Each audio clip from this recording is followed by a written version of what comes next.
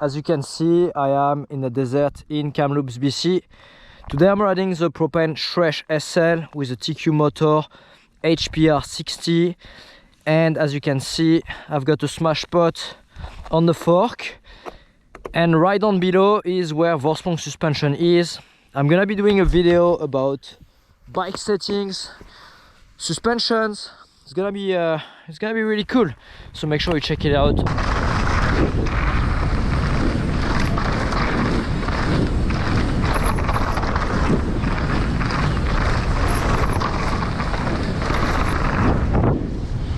Nice.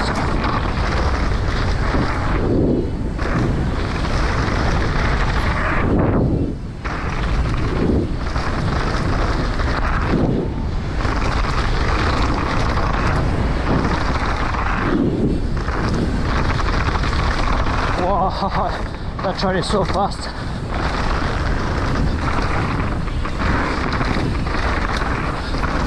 Wow, it's running mint. And if you come to Kamloops, make sure you check out Free I Found to help support the trails. Oh, it's so sick.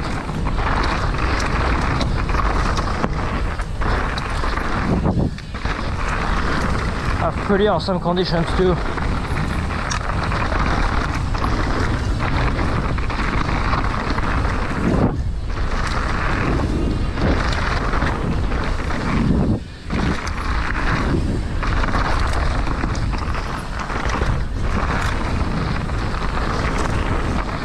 Oh, so sick.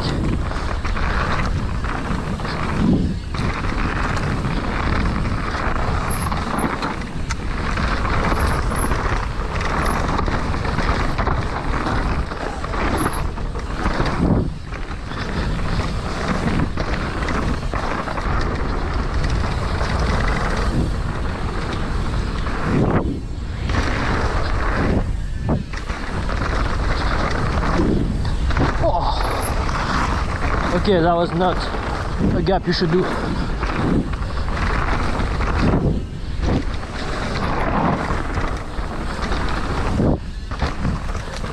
So on an impact like I just did, I definitely bottom out the fork, even with the hydraulic bottom out closed. And I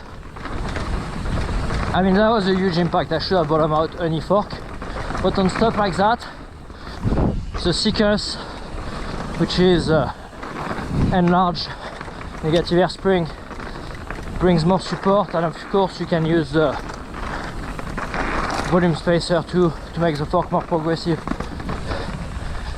But yeah, super impressed. I've got a 55 spring on the fork, and I'm gonna see with Steve if I can potentially bump up to a 60 to get more support. Wow, that was awesome. So Steve, for the purpose of this video, I'm going to pretend that I've been riding this bike and I've got a few complaints in terms of suspension, and I want your help. So first scenario, let's say my hands are hurting when I ride. Yeah, this is one of the most common complaints that we get, right? So this is one of the primary drivers of people buying things like the Smashpot or the Secus. Managing that hand comfort is a really big thing. And so if you start with your cockpit setup, I'm going to assume you've got that dialed, right? Like your grips, your brakes, bar roll, bar height, all the rest of that. You got that dialed. If you don't, you should. The next one, the two big ones here are front tire pressure. Is that too high? If it's above about 24 PSI, it's probably too high. That's the pressure I believe Vlog Bruni runs in his front tire. If you need more than that. The other one is, how freely does your fork move, right? When was it last serviced? When you push on it, does it move, does it initiate the travel easily? If it doesn't, then you need to look at that. Those two things have the biggest impact. You can delete air spring friction entirely with a coil, like the Smashpot, but otherwise, we need to look at suspension settings themselves. Right, so the first one that we want to look at is spring rate. If it's too soft and you're too deep in the travel and you're just hammering that progressive end of the travel and you've got more weight on your hands than is necessary, then yeah, you'll get sore hands. Likewise, too stiff, it's just not able to absorb enough of the terrain. Again, sore hands. Then we look at rebound damping. The most common cause is rebound that's too slow, right? So if the wheel is not able to track the ground over fast chatter and undulations, braking bumps and things like that at high speed, that will just put a ton of vibration feedback into your hands. That's obviously a bad thing. Less commonly, on big, steppy, chunky terrain, you might find that rebound that is too fast and kicks back at you also causes hand pain, but that's less common than the rebound being too slow. Finally, the least important part, typically, is actually your compression settings. Too much low-speed damping can cause a lack of small bump absorption, and that can cause hand pain. Too much high-speed damping is very rarely the cause of hand pain. So if you're experiencing that, check where your settings are, right? More high-speed compression can actually help in many circumstances, just because it means that you're not using as much of the travel.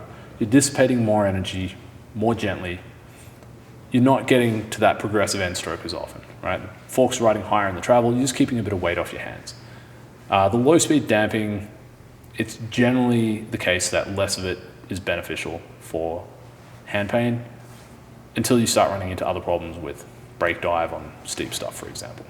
So I've read the owner's manual, I've got the correct sag, but I can't bottom out. Yeah, this is a very common issue, particularly with very progressive setups, so either very progressive rear end, very progressive fork. If you are running an air fork or an air shock, you typically have the option of removing volume spaces, and that will directly reduce the bottoming resistance without affecting the spring rate through the first. It doesn't really have much effect at all on the first half of the travel or 2/3 of the travel. It primarily affects the very end. If you are running no volume spaces in your fork and you still can't use full travel, then your options are to decrease the pressure, or for a fork, you can install a True Tune or MRP Noken insert, and that will decrease the progression even further than having no spaces. If you're running coil suspension, so a Smashpot or a Telum or anything else, your options are basically either reduce the hydraulic bottom out setting, or if that's already a minimum, then you need to drop a spring rate. That will necessarily give you more sag. That's where you are. It may simply mean that your bike has more travel than you actually need. So I bottom out my bike too easily, but I already got a stiffer spring. Okay, yeah, I've watched your videos, stop jumping off cliffs. In all seriousness, if you're finding that you're bottoming out too easily, your options are basically the reverse of what we just discussed. So if you've got air suspension, you can add volume spaces. If you are running coil, then increasing your hydraulic bottom out, increasing your high-speed compression damping will both help. It may also be certain bikes, you have the option to increase the stroke on the shock, increase the travel that way, and that can actually give you more bottoming resistance. Some frames as well have progression adjustments, and in those cases you can look at running a more progressive position and getting more bottoming resistance that way. Is there a way you can swap out the little rubber bumper? Yeah, on the Telum we actually have a couple of different sizes of bumper available. We typically ship them with the smaller bumper so that people can use more of the travel more of the time, and because we have the hydraulic bottom out feature. If that isn't sufficient though, like if you're on a frame with very low progression and you're already running a fairly high spring rate, then yeah, a longer bumper can certainly help with that as well. So I discovered that I really enjoy rock slabs, but when riding down slabs, I find like I have too much weight forward, like my suspension dives too much. So rock slabs typically, like if you're riding a Squamish, Whistler area, when the rock slabs are long to the point that, you know, when you're on the brakes, the bike settles to a certain position in its suspension, then spring rate is 100% the answer, right? You can add low speed compression and it might get there a little bit slower, but it'll still reach the same point. So then bumping up your spring rate or increasing your bar height can both get your bars up to a position where you don't feel like you're, you know, going to go over the bars because your weight is too far forward. Hey guys, welcome to Vorsprung. We're going to show you around our manufacturing facility today, how we machine, assemble and ship our products. We make a range of advanced suspension products. Let's go take a look at how they're all made. This is our Tornos Swiss type lathe. This is a very production focused machine. It's very fast, very efficient, very precise. It runs more or less around the clock in production most of the time nowadays. It's very good for making small parts. It doesn't make very big parts, but it does make pretty much all the small high precision parts in our assemblies. This machine here is our Nakamura Precision Turning Center. This machine can make pretty much every part that we sell actually, milled and turned in one setup. Basically runs in production these days. We used to use it for prototyping. As volumes have increased, not so much anymore. This is a 4-axis vertical machining center, which is used to turn bigger, cheaper pieces of metal into smaller, more expensive pieces of metal. This makes 3 complete parts per cycle. These are our Telum reservoir heads. We have op 1 here, op 2 here. Every cycle we get 3 complete heads off the machine. So this is the newest addition to the fleet of machines here at Vorsprung. This is a mill turn machine with big tool magazine, 5-axis milling head, twin spindles, lower turret, very complex tools. This is something that we bought fairly recently to assist us in development of new products, basically prototyping more quickly and more efficiently. That's mostly due to the automatic tool changer and the ability to do everything in one setup, no matter how complex. And how much a machine like that cost? In Canadian dollars, brand new, that'd be about $1 million. So these are our 4 main product lines. The lift cap is our oldest one. That's an air spring upgrade kit. Smashpot, obviously a coil spring conversion kit with hydraulic bottom mount. Secus, this is actually the one that I'm kind of the most proud of. I think it's our best product. And the Telum custom tuned coil shock. You'll see these are all covered in laser etched logos. We laser them right here. Now let's go and have a look at how everything's put together and tested. This is our assembly area where we assemble all of our products. We keep this clean and separate from our machining area, obviously. We're building some Telum sub-assemblies over here, some Smashpot sub-assemblies over here. This is also where we do all our dyno testing. This is our electromagnetic dyno. It runs very fast. It's currently undergoing some upgrades. I can't show you what that is at the moment, but we're very excited about that.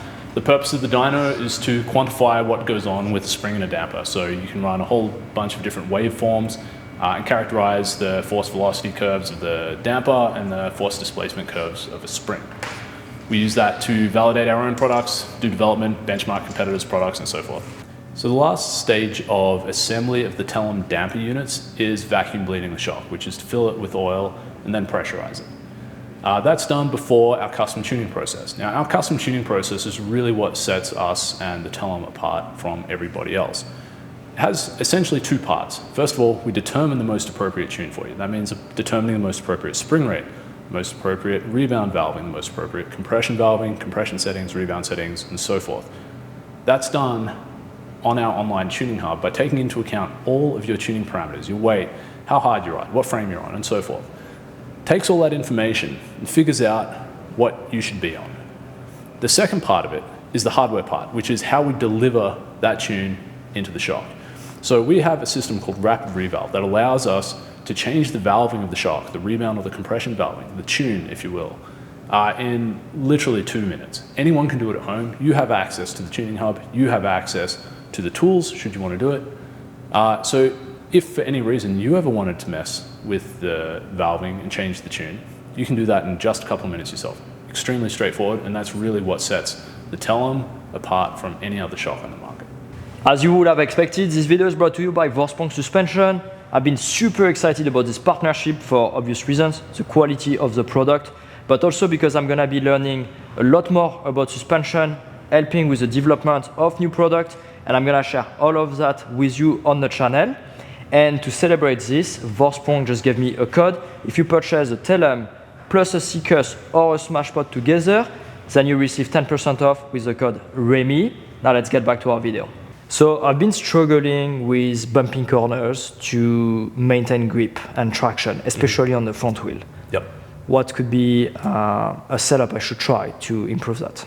So if you're struggling on bumpy corners, especially like flatter ones where you don't have a huge amount of load on the tire, then rebound damping is going to be a big one. So you need the rebound damping to be adequate so that you're not getting bounced and essentially moving further away from the ground than you need to, which makes it harder for the wheel to track the ground, and fast enough that the wheel can actually just follow down the backside of bumps, right? So that's the single biggest one, assuming you got your spring rate about right. If your spring rate is too stiff, that will definitely impact traction in those circumstances as well. And that's, especially for racing, that is a big consideration. Like how much off camber does a track have, for example? For better supported, smoother corners, then if the suspension isn't really moving, it's not really having a direct impact on how much grip you have. Then you just got to look at your tire pressure and your body position primarily. I've been riding some bike park, and I find that when I push through a berm, I don't really carry much speed out, and when I roll through the rollers, the bike feels a bit slow. Yeah, that's typically a sign that your spring rate is quite low and your damping rates are relatively high. It can be either one, it doesn't necessarily have to be both, but increasing your spring rate will typically make the bike feel more lively. Decreasing your damping, both compression and rebound, particularly compression, but also rebound, will just make the thing, again, store more energy in the spring, give more back, rather than absorbing it and dissipating it as heat, which is the job of a damper. Honestly, Steve, I really enjoy riding bikes, but setting up suspension, it's quite complicated, like figuring out the sag and the rebound and the compression, it's kind of a headache. You got any tips for me?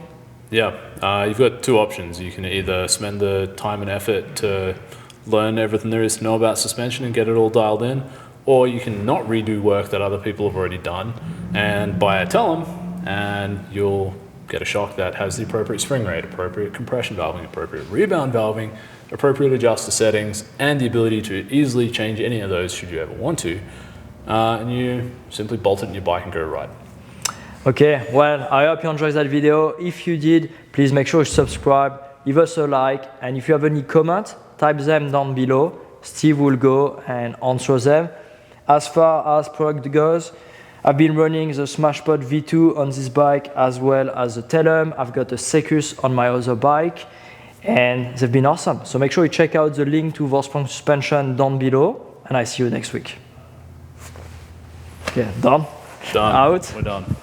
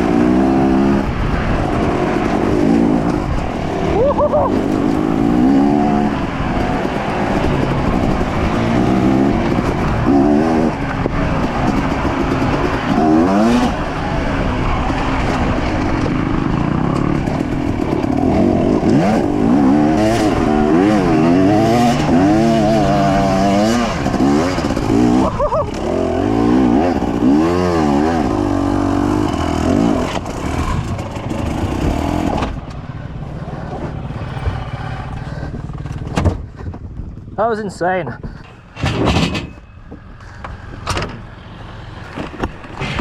I think we should do a mountain bike suspension video more often, Steve. Absolutely.